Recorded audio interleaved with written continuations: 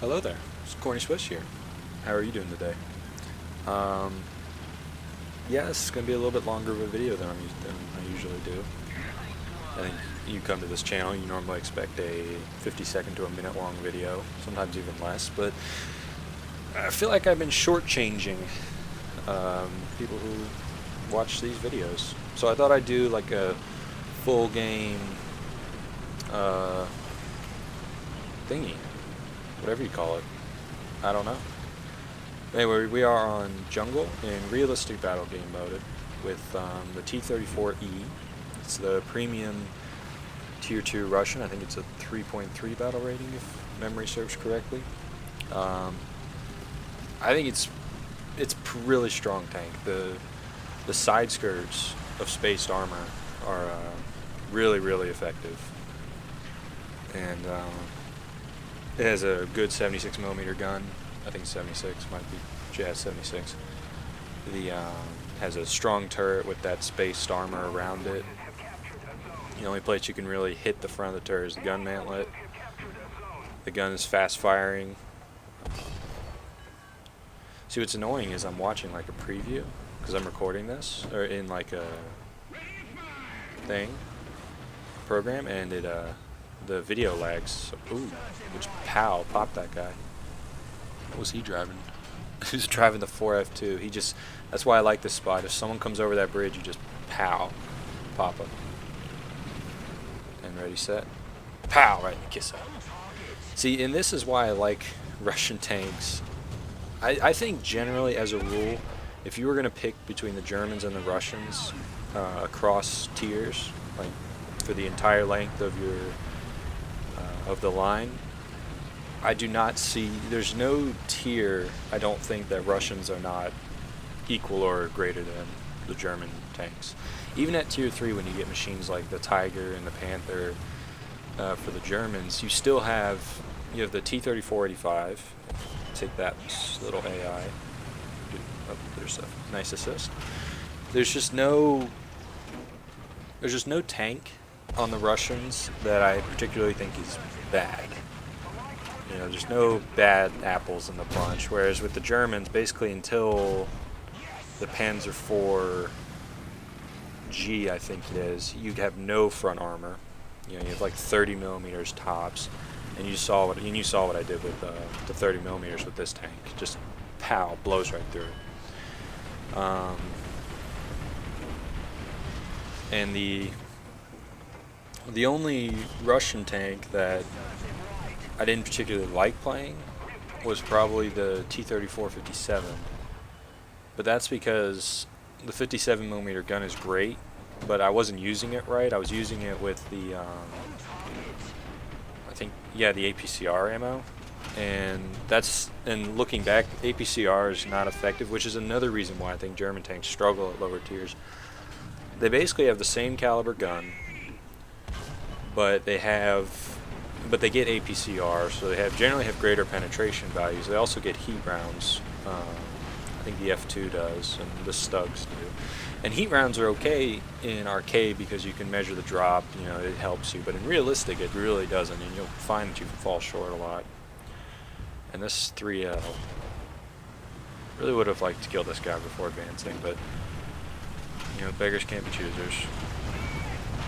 The 3L has a 50 or 57mm gun, very high pen, pretty just annoying gun. But F2s have, I mean, the best German gun I think at this tier, but good angling can save you. But my thing is, so with the APCR, back to my original point that the Germans get, a lot of people just spam that, and APCR is a really tiny round. You know, it's all kinetic energy. It goes clean through the tank, sure, but it's a little tiny round that goes clean through and doesn't do anything else. Boom. So that little AI. Ouch. Ouch. This should have been the signal to run away. Yeah, I couldn't even get the arty off. That's just that 3L, that gun. It's definitely an anti-tank gun. But I think we're going to take the plane out for a spin. IL-4, Soviet bomber. I forgot what my bomb loadout was here. I have a bunch of bombs. The this is honestly that's one reason that kind of thing that drew me to realistic battles is that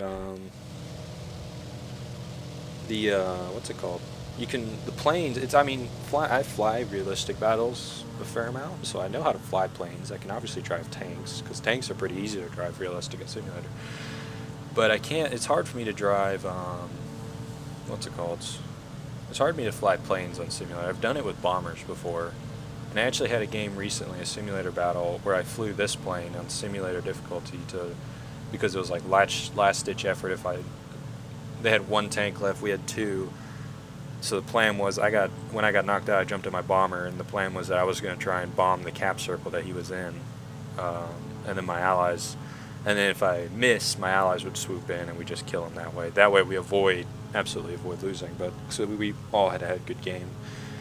But anyway, but I like realistic battles because one, it takes away the arcade thing where you have the aim assistance because I feel like it promotes a style of play that puts you, greater arm's length. So I feel like the average engagement range in arcade battles is probably closer to a kilometer. I mean, that being said, I think people still play the maps the same, but they generally just close to. They don't have to close distance to assure kills and things like that. Where in realistic, you don't have the aim assistance. You know where they are, which is nice, but you don't have range, so you have to estimate range based on. I use the mini map, and to try and I shot down somebody. I use the mini map to help, gauge how far away they are, based on knowledge of the map. But usually in realistic battle, I'd say your average engagement range is less than 500 meters for sure. Probably closer to 100, 200, maybe even 300 meters. And because it then becomes you have to be a good shot to hit those targets. But what was I even talking about? No idea. But the biggest thing. I was originally talking about. Work this guy a little bit. That's why I kind of like bombers on this one, because you carry the bombs to deal with the ground targets, and if you run across a biplane, you'll just shoot them down because you have solid machine gunners. God forbid when they put American tanks in this game. Holy shit! We're gonna have B-17s, B-24s. Just bombers. It's just going to be a bonanza of bombs falling on our head. It's not going to be good. I really want to see a new line of tanks, but yeah, not that badly. So there's what did I just blow up? Something. See, they're bombing that.